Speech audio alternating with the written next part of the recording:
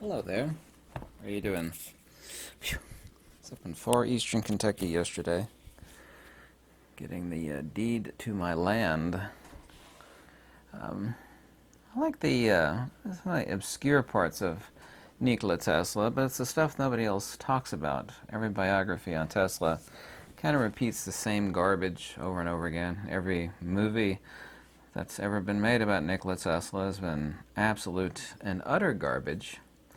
Um, I've talked kind of endlessly about Nikola Tesla going after Einstein, and of that there is an enormous amount of evidence. Einstein also, too, went after Thomas Edison for many reasons. Obviously, the fact that Edison shafted Tesla, but also, too, he had no love for Edison's methodology, which was tinkering.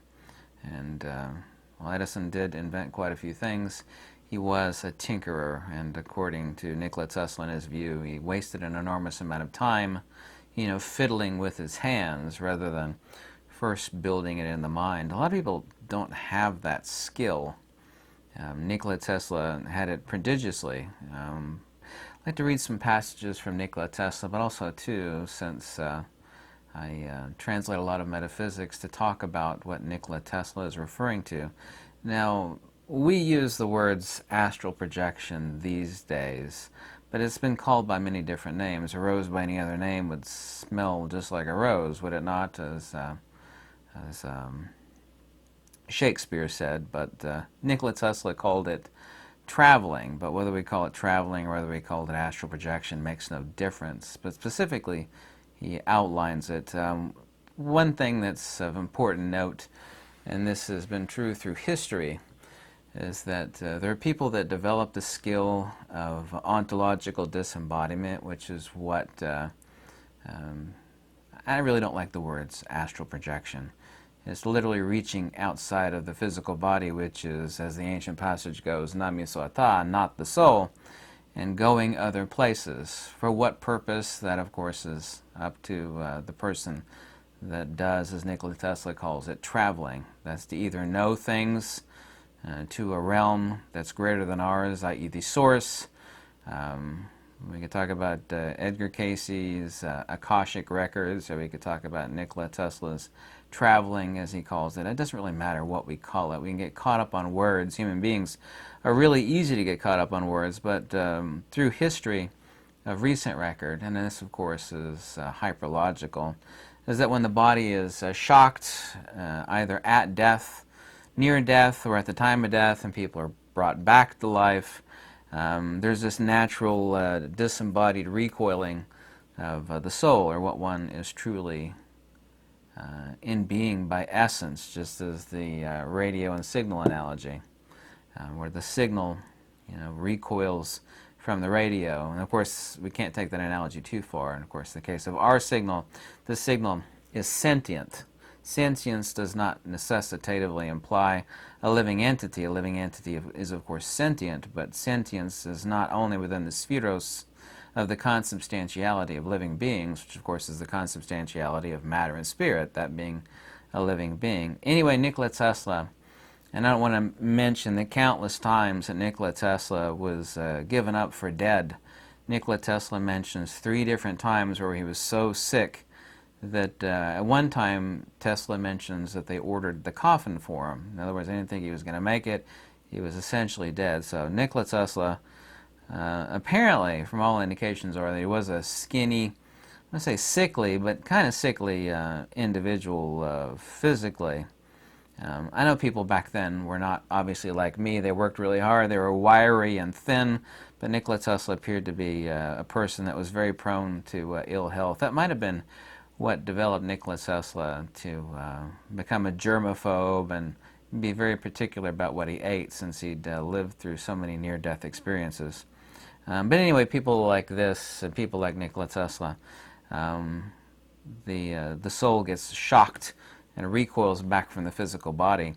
There is that skill developed where you've done it several times, as is in the case of Nikola Tesla, that you have that skill. So it's not a skill that's difficult for someone, Nikola Tesla or otherwise, to make manifest. So Tesla had a lot of near-death encounters, or same-as-death encounters, by his own reckoning. I don't want to list all the passages of that, but you can certainly find many. So let's talk about the process as Nikola Tesla deems it, the logical antecedentness, and that actually is a word. Antecedentness is in the ancient polity the word sati, which crudely translates as recollection, but it's not conventional recollection like what did I eat for breakfast yesterday, rather spiritual recollection, anamnesis, smriti, or sati, wherein one withdraws out from this disembodied or disobjectification. That, of course, is true theurgy.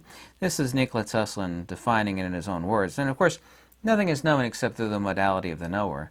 There are many countless things that different cultures use different words for, but everybody's referring to the same darn thing. And that, of course, is the case here with Nikola Tesla. Nikola Tesla, these images were strictly a reflex. Tesla is talking about some horrific images in his mind where he's taking light into his eyes. I'm kind of shortening that so I don't have to read an enormous amount of stuff here from Tesla. And now as I look at these images, there are simply reflex actions through the optic nerve and the retina producing the same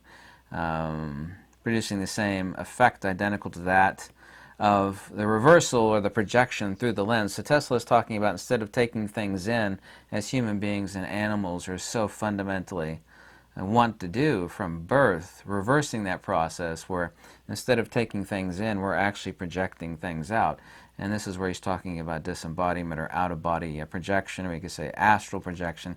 I don't really care what words you use. Identical to that of the projection through a lens.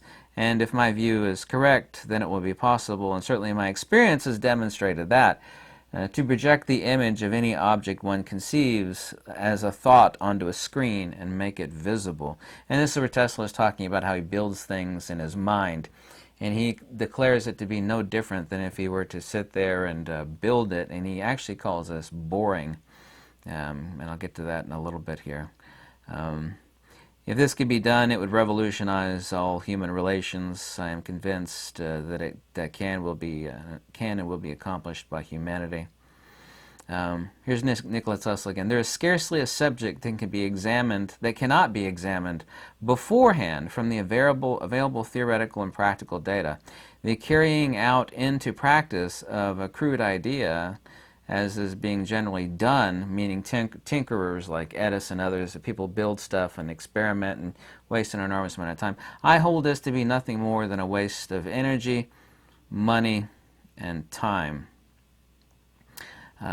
Tesla, on this other paragraph, I would like to paraphrase it. He's talking about, he was asked what scares them since he's experienced so many traumas, and he's not afraid of wolves or the local town crazy person named Luca. And the only thing that he is afraid of is the gander, the goose and the gander. He's afraid of a gander because when he was a child he had his shirt off, and a gander literally physically took a hunk out of his stomach, and he still has the scar today. Anyway, he accounts for, in his writings, all these countless times where he was heavily traumatized and in very deep sickness and death. And and also too scared to death. I like to make that accounting here from Nikola Tesla in his own words, but I'd like to get to the heart of the matter here, not read a bunch of erroneous information from Tesla. Soon I discovered that my best comfort was attained if I simply went on in my vision further and further, getting new impressions all the time. So I began to travel. He's referring to astral projection here. I'm not talking about physical travel, okay? So I began to travel, of course, in my mind. Every night and sometimes during the day, when alone, I would start on my journeys, see new places, cities and countries, live there, meet people, and make friendships and acquaintances. And however unbelievable this is, it is a fact that these were just as dear to me as those people of actual life, and not a single bit less intense in their manifestations. So, it's as real to him as regular encounters are to us. And of course, I myself, I can confirm from Tesla's, I don't like the words astral projection. It smacks of New Age quackery, and they have kind of adapted that, and I myself I don't find any kinship in the New Age movement at all, but this theurgic disobjectification and astral travel is both hyperlogical, a fundamental premise of all monistic metaphysics and metaphysics in general, both Egyptian especially, Greek and Indian, and no matter what variety of Indian metaphysics. So let's get back to Tesla here. Anyway, he talks about using this projective methodology to build things in his own mind. My method is different. I do not rush into constructive work. He doesn't build things. People think, well, Tesla's an inventor. He builds stuff and he tinkers with it and he perfects it. You know, they have the idea that Tesla was like Thomas Edison or any other conventional inventor, and he's absolutely not. He wholeheartedly tells everybody this over and over again that he's not. When I get an idea, I start right away to build it up in my mind. I change the structure, I make improvements, I experiment, I run the device in my mind. It is absolutely the same to me whether I operate my turbine in thought or test it in actuality in my shop. It makes no difference. The results are the same. In this way, you see, I can rapidly develop and perfect an invention without touching anything. When I have gone so far that I put into the device every possible improvement I can think of, that I can find no fault anywhere in the construction, then I construct this final product of my mind. Every time my device works as I conceive it should, and my experiment comes out exactly as I have planned it. In 20 years, there has not been a single solitary experiment which did not turn out precisely as I thought, or as he built it in his mind to be. Why should it not? Engineering, electrical, mechanical is positive in results. Almost any subject presented can be mathematically treated and the effects calculated. You see, shouldn't carry out the crude idea. Why then should not one carry out the crude idea? It is necessarily a waste of energy, money. And he's talking about, once again, the waste of time and energy of building stuff and experimenting, rebuilding, and, you know, just a pathetic waste of time. Now, this is just the way I produce the rotating magnetic field, meaning of his device.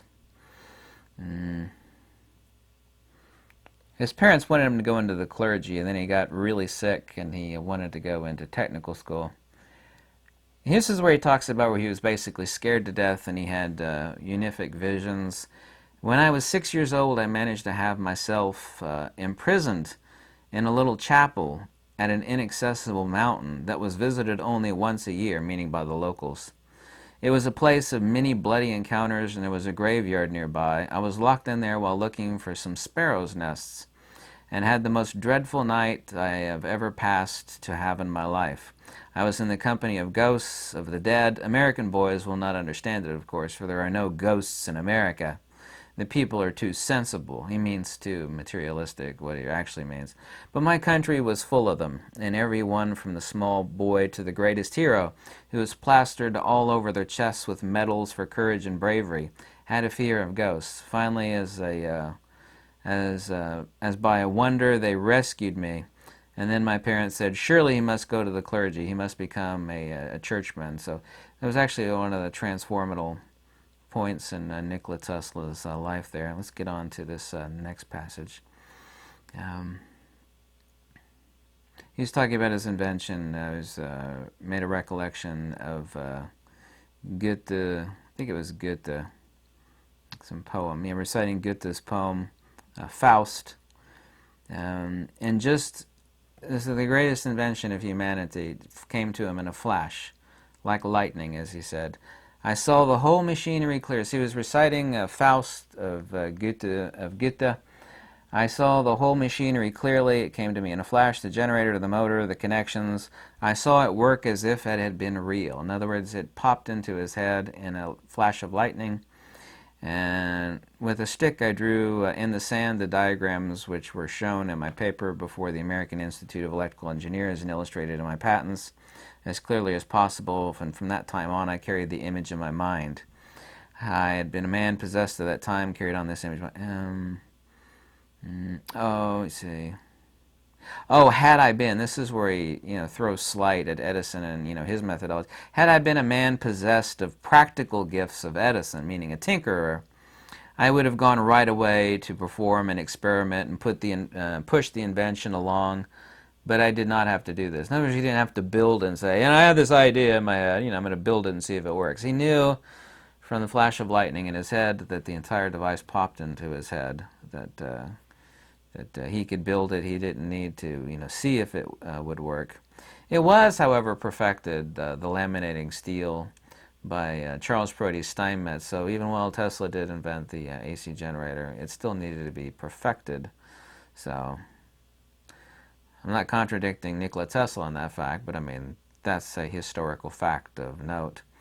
I could see pictures so vividly, and what I imagined was so real and palpable that I did not need any experimenting, nor would it have been particularly interesting to me. So, Nikola Tesla, and there are many passages like this. I think there's three that I know of, that experimenting is not particularly interesting to me. In other words, building stuff and experimenting is the person that people think, is the grand tinkerer and experimenter and inventor, is not particularly interested, his own words, in experimenting, because considered to be a silly waste of time and money. Yeah, no one else tells you that about Tesla, do they? I went on and improved the plan continuously, inventing new types. Today it came to America. Results, I'll go on to that. There are other mentions of Nikola Tesla traveling, and he is specifically talking about disembodied, say, astral projection, the theurgic apophaticism, of this disubjective removal of one's spirit and projection in both building things and escaping the bounds of physical sentient selfhood. And he talks about it many places. I don't know how many of those passages I have to read where Nikola Tesla is talking about travel. Now, I can only speculate on this, but like I said, person either develops these skills to make logical analysis about the nature of out-of-body experiences, as we call them, or astral projection. I don't care what people call it. And they develop those skills. And that skill, of course, is theurgy. It's disubjectification. It's apophaticism. It goes by many names, interestingly enough, unfortunately, but still.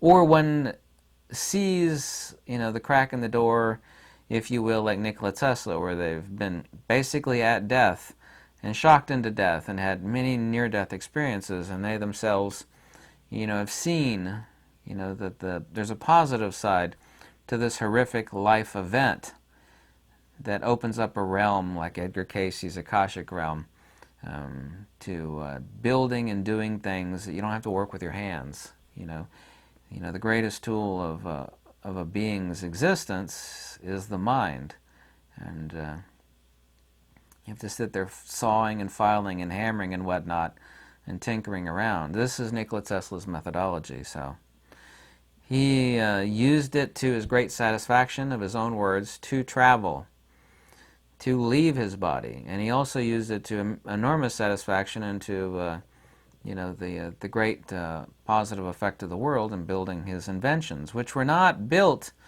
from tinkering. Everybody really in the world, probably 99.999%, thinks that Nikola Tesla was someone that, fiddled around and fudgeted on a table buildings. It's kind of close. And he didn't do any of that. In his own words, Tesla did not do that. And it's 100% due to, by his own admission, his ability to use his mind to construct things and see how they ran, and changing them in his mind. And the greatest invention of human history, the AC generator from Nikola Tesla, was not, by his own words, okay, Nikola Tesla was not one that I know, even people who don't like Tesla, is prone to, making up, self-aggrandizing, lies and whatnot. He states specifically that at the time he was reciting, and I have the passage in Faust of Goethe, which you probably don't find interesting, that the generator came to him in a flash. The passage from Faust was about the setting sun and a divine nature of a human being. Is basically what the passage is about. So it came to him in a flash, instantly in a flash. I saw it work as if it had been real. The generator, the motor, and its connections. So,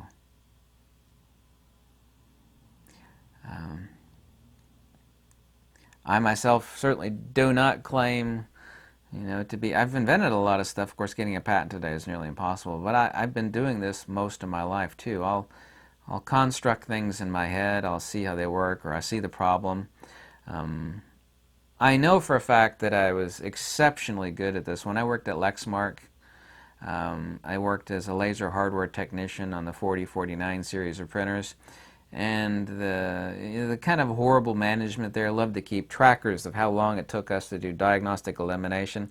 I always had this printer in my head, and when someone described a problem, I could diagnose it infinitely faster than everybody else. And they print out graphs every week of how long it took. They'd have this graph of the average phone call duration for problem solving. Of course, time is money to big companies, which it was the Lexmark, and everybody else's time was like this, and I was like way down here. So I was answering the same calls they were, but I'd answer them, 5 times faster. Go on to the next call and the next, and it's like, what is this guy doing? And I noticed I kept hear this clicking noise on the phone, where I knew they were picking up the phone. I was like, what is this guy doing that nobody else is doing to accurately diagnose these printer problems? So I have been doing that most of my life. I thought that's just a natural skill. For my investigations in the latter part of my life, I think that most people don't do that or can't do that.